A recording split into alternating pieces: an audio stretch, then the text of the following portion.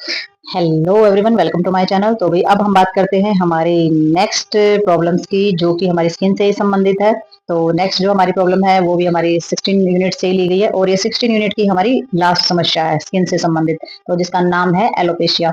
ठीक है, तो एलोपेशिया वैसे तो वही हमारे एलोपेशिया हम किसको बोलते हैं, ब्लैंडनेस बोली जाती है, यानी कि गंजापन जिसको हम बोलते हैं। तो एलोपेशिया समस्या ही हमारी रहती है।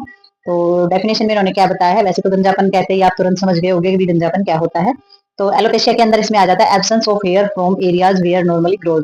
तो भाई ये वो जगह होती है जहाँ पर नॉर्मल अगर देखा जाए तो वहां पर बाल हमारे उगते हैं, और जहाँ पर नॉर्मल एरिया के अंदर जब हमारे बाल नहीं उगते हैं, वहां पर एब्सेंस होते हैं हेयर, तो वो हमारा गंजापन बोला जाता है। जैसे कि सिर का एरिया नॉर्मली वहां पर बाल होते हैं, लेकिन अगर वहां पर बाल नहीं होते हैं, किसी कारण से बाल जो है फॉल हो जाते हैं, हेयर फॉल हो जाता है, तो वो हमारा गंजापन बोला जाता है।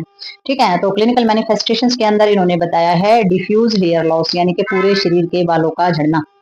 ठीक है, तो हमारा पूरे शरीर के बालों का झड़ना, क्लिनिकल मैनिफेस्टेशन देखना है कि भी आपने बाल जो है वो किस हिस्से से कितने और किस तरीके से लॉस हो रहा है हेयर का।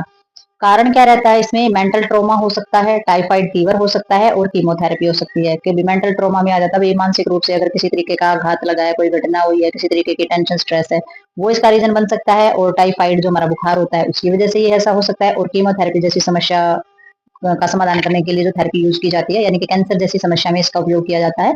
तो कीमोथेरेपी अगर की जा रही है तो उसमें से भी एक बार क्या होता है, बाल सारे झड़ जाते हैं, फिर से दोबारा से डेवलप हो जाते हैं हेयर। लेकिन कीमोथेरेपी जब चल रही होती है तो उसमें हेयर फॉल होता ही होता है। तो ये हमारे कारण रहते हैं बालों के झड़ने का।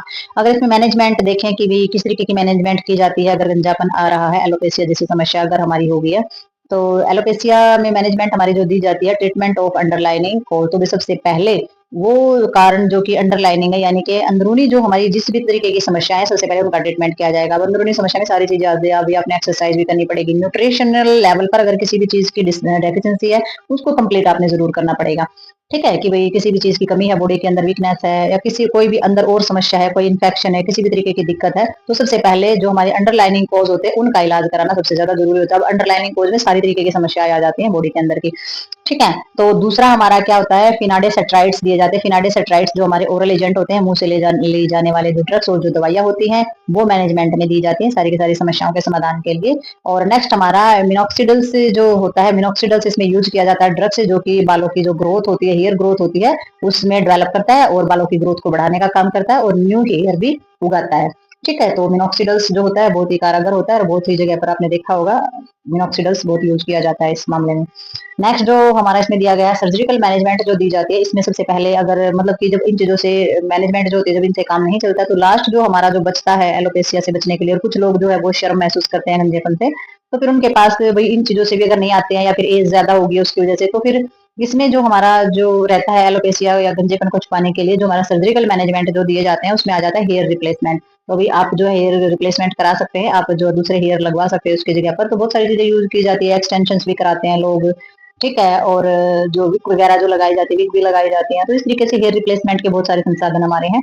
और सर्जिकल ग्राफ्टिंग भी की जाती है हेयर फॉलिकल्स के अंदर, जो हमारे बाल होते हैं ना, उनके जो रोम छिद्र होते हैं, तो ऑपरेशन करके उनके अंदर जो है बालों की ग्राफ्टिंग की जाती है, तो हेयर जो लगाए जाते हैं एक एक करके वहां पर। ठीक है, तो ये हमारा सर्जिकल ग्राफ्टिंग के अंदर आती है। कि ग्राफ्टिंग का तो फिर पता ही है, ग्राफ्टिंग में हमने भी पढ़ा था, ग्राफ्टिंग क्या होती है कि हमारी बॉडी के ही हेयर लिए जाते हैं, यानी कि जैसे जेंट्स होते हैं, लेडीज होती है, तो उनके शरीर के दूसरे हिस्सों से वहीं से हेयर लिया जाएगा और सर की उस जगह पर, क्योंकि जो बाल उगने की जो ज्यादातर समस्या होती है वो जेंट्स के अंदर ज्यादा देखी जाती है। तो जेंट्स की जो बॉडी होती है उस पर काफी सारे हेयर होते हैं, तो वहीं से बॉडी के किसी भी हिस्से से वहां से हेयर उठाया, और जो हमारे जो रोम छिद्र होते हैं हेयर उसके स्कैल्प के ऊपर, तो वहां पर उसको लगा दिया जाता है, शिफ्ट कर दिया जाता है फॉलिकल्स के अंदर। तो वो हमारे surgical grafting of hair follicles का जो प्रोसेस होता है वो हमारा बोला जाता है। ठीक है, यानी कि ऑपरेशन के द्वारा बालों का वहां पर जो है दोबारा से जमा दिया जाता है वहाँ पे। ठीक है, तो फिर वो क्या करते हैं, वहां पर जो होने के बाद फिर वो ग्रो भी करते हैं, और अच्छी तरीके से देखभाल अगर की जाए, हेयर्स की न्यूट्रिशन अच्छा लिया जाए, तो काफी लंबे समय तक ये हमारी चीजें चल भी सकती है। लेकिन अगर ट्रीटमेंटल अंडरलाइनिंग कोज हमारे अगर रहेंगे ना, तो फिर आप ग्राफ्टिंग करा रहे हैं, कुछ भी करा रहे हैं, आप ग्राफ्टिंग करा रहे हैं, या फिर आप दवाइयां वगैरह खा रहे हैं, तो फिर उसका ना कंप्लीट जब तक अंडरलाइनिंग कारण हमारे दूर नहीं होंगे ना, जब तक हमारे हेयर जो है वो फॉल होने से नहीं रुकेंगे। तो इस चीज को समझना, सबसे पहले जो ट्रीटमेंट कराना, वो अंडरलाइनिंग कारण जो होते हैं वो हमारे खत्म करने हैं।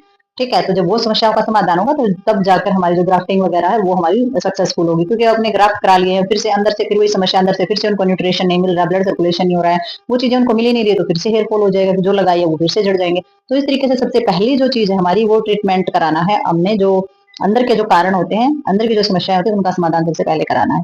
ठीक है, तो वही ये था हमारा टॉपिक एलोपेशिया का। ये भी एक हमारी जो है स्किन से संबंधित और हमारी जो बालों से संबंधित समस्या है, स्किन से संबंधित थी। तो इसके अंदर जो वैसे तो मैंने सभी यूनिट के बाद में जो मैनेजमेंट है वो डाले हैं, जो कि हमारी मैनेजमेंट जो रहती है, नर्सिंग मैनेजमेंट है, मेडिकल मैनेजमेंट है, ठीक है, और मेडिसिन मैनेजमेंट है, वो सारी की सारी डाली है। इसके अंदर जो भी मैनेजमेंट है वो हर डिजीज के, हर प्रॉब्लम के साथ ही दी हुई है, तो इसमें अलग से कोई मैनेजमेंट नहीं दी गई है। और ये जो प्रॉब्लम्स है, ये एलोपेशिया, ये तो भी बहुत ही शॉर्ट में इन्होंने दी है, बस इतनी ही है ये।